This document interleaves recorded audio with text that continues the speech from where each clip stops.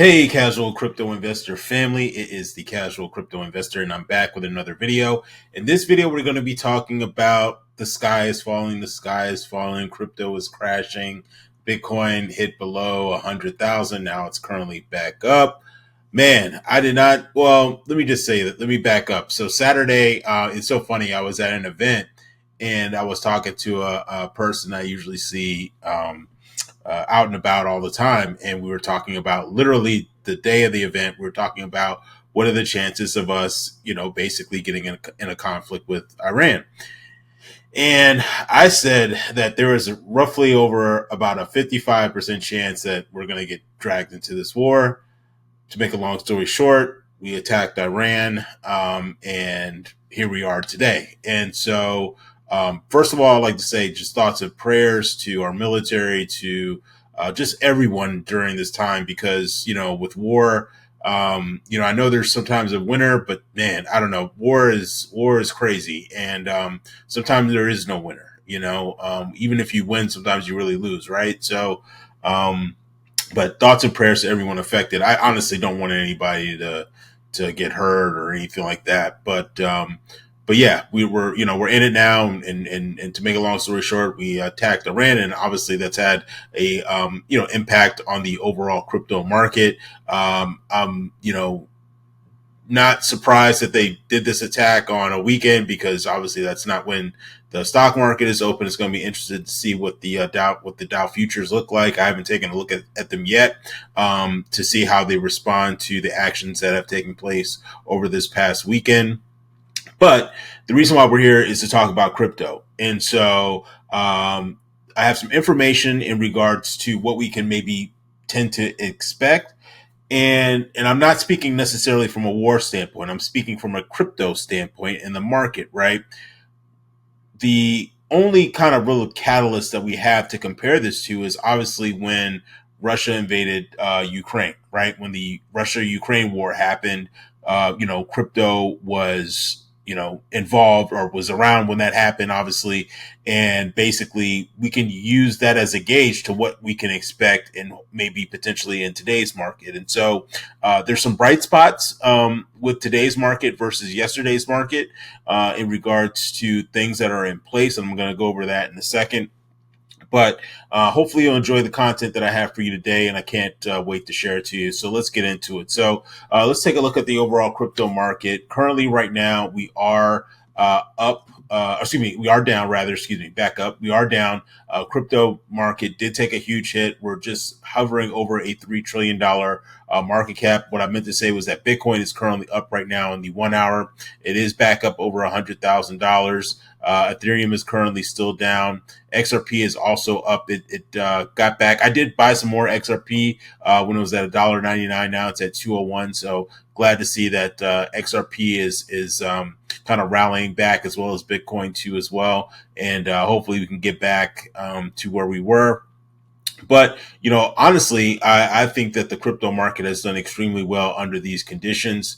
I think that this is a bright spot in terms of more mass adoption that's going to be coming into the crypto market. And, I'm glad that people are not running running for the hills. But at the same time, I wouldn't be mad at that, because, hey, who doesn't love a discount? So I would definitely accumulate some more crypto if it was a little cheaper. I did buy some Cardano, because I think Cardano's sitting at there. Look at that. Cardano's at 50 cents right now, which is a good deal. I bought some Ondo Finance too as well, which I think was around 60 cents or so, 60, 70 cents, if I'm not mistaken. I think Ondo is, right here. It was like 60 something cents. Right now it's at 67 cents. So I did pick up some more crypto from some of my favorite projects. All right. Before we get into the content, make sure to give me a follow on X. Sometimes it's easier for me to tweet than it is for me to make a video. So if you want to stay locked in what's happening with the casual crypto investor, as well as what's happening with the overall crypto market, make sure to give me a follow on Twitter, all right, or on X. All right. So what I did was I found a study that looked at basically what happened to Bitcoin during the Ukraine war. And to kind of give us some basis, or at least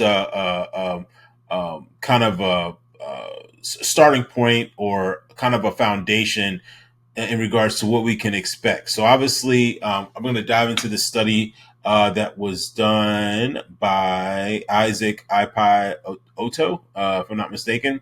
And he did a research study that looked at the impact of the Russian-Ukraine war on the cryptocurrency market. All right.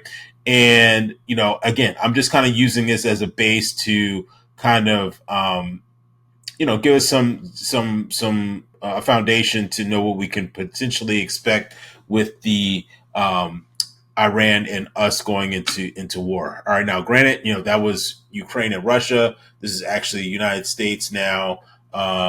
Basically, potentially getting into war with Iran. So it's a little different, but there's a lot of similarities. All right, so let's get into it. So obviously, as we see here, that Russia invaded Ukraine on February 24th, 2022, following a prolonged period of military deployment along Ukraine's borders. All right, and so I won't dive into all the technicals, but just kind of give you some kind of bullet points. So, what the study found is that we observed that the Russian Ukraine war has a negative and statistically significant impact on Bitcoin trading volume only after the first week of the invasion, based on the IBM or IGG, or excuse me, the technique that they use, basically. All right. Moving on, says that thus investors should take into consideration the Russian Ukraine war when allocating assets and designing hedging strategies in the Bitcoin market. Also, policymakers should devise strategies to help combat the adverse impact of the Russian Ukraine war on the Bitcoin market. Also, too, right here, this is figure one. Figure one displays a plot of quantile regression results for the impact of the Russian-Ukraine war on Bitcoin returns. The figure shows that Russian-Ukraine war has a negative effect on Bitcoin returns on average across the various quantiles. So, obviously, war is going to be a negative impact on crypto, right? We already know this, Doug, right? You don't need to be a rocket science or anything like that to figure that out, okay? But some bright spots here, okay? If we look right now, as I showed you earlier, Bitcoin is back over 100,000, okay? And XRP is now above $2, all right? And various other cryptos are somewhat trying to come back and somewhat trying to rally back, all right?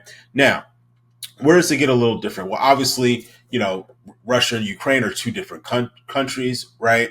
But obviously, we know that war negatively impacts the crypto market as well as the stock market, yada, yada, yada. Okay.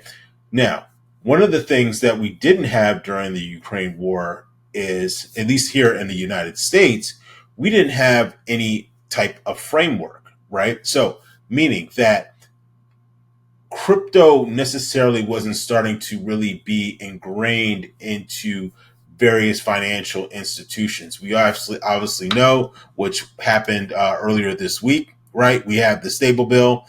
Obviously, Donald Trump tweeted about that last week. He said the Senate just passed an incredible bill that is going to make America undisputed leader in digital assets. Nobody will do it better. It is pure genius. Digital assets are the future, and our nation is going to own it. We are talking about massive investment and a big innovation. Okay. We didn't have this in 2022 when Russia, and the conflict in Ukraine happened. Okay. We didn't have this. All right.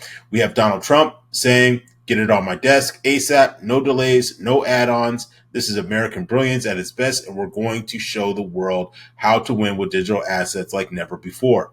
Okay. So there's talks that this hopefully can get done hopefully before the end of summer. Okay. Hopefully even sooner than that. But this is another catalyst that we did not have back in 2022. Okay. And what I also did, just to kind of give you some more context, that it's not all bad, right? It's not, we shouldn't be running for the hills. Don't get scared. Don't get shaken out. Okay. And again, this is not financial advice, but I'm just sharing my thought process, and feel free to critique me on it. I'm not a genius. So definitely not, no pun intended to the Genius Act, but you know what I'm saying? I'm not, I'm just a guy here on YouTube making videos. You don't have to listen to anything that I'm saying. I'm just sharing information. All right. So when we look at the price of Bitcoin, this is February 24th, 2022. As we just saw, that was the same time frame that when Russia invaded Ukraine. Okay. All right. So when we look at the price of Bitcoin, I'm only looking at the, let's see, what is this? Just want to make sure I'm telling you the right information here. Scrolling up here. Give me a second here. So open. So let's just look at the open prices. All right, which is on the left side, left hand column. All right. So we look at the open prices on February 24th.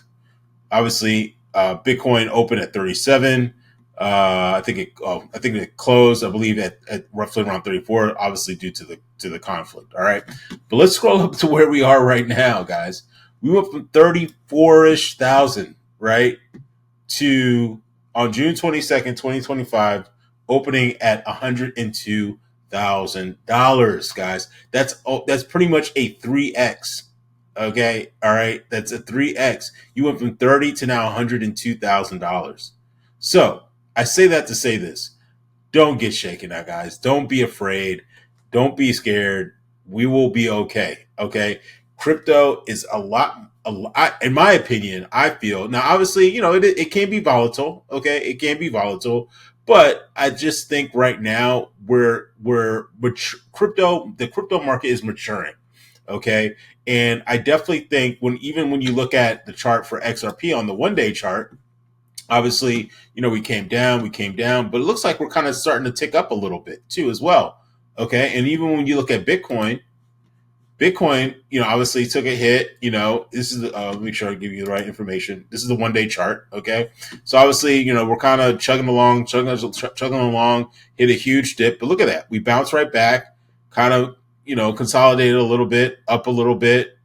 Now we're just starting to creep back up again, and I think we'll probably consolidate a little bit more, and then I think we could definitely, continue to get well above $100,000. In my opinion, it's not financial advice, but I say that to say this, guys, that obviously things happen in the world, but I think that overall, when you look at crypto, um, we didn't have some of the things and factors that are taking place.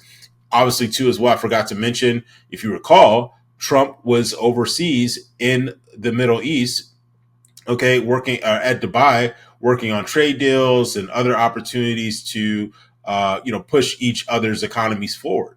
Okay, literally that happened right after, or as soon as the talks with Dubai and all that kind of stuff happened. Boom, we get hit with the war. And honestly, I feel like most of the Middle East doesn't want a war. Nobody wants a war, right? Nobody wants a war. At the end of the day, what most people want, they want to be able to take care of their families, pay their bills, have food on the table, have shelter. This is what most most people want to do. Okay, so I say that to say this, that I think the crypto market is a lot mature. It's a much better place.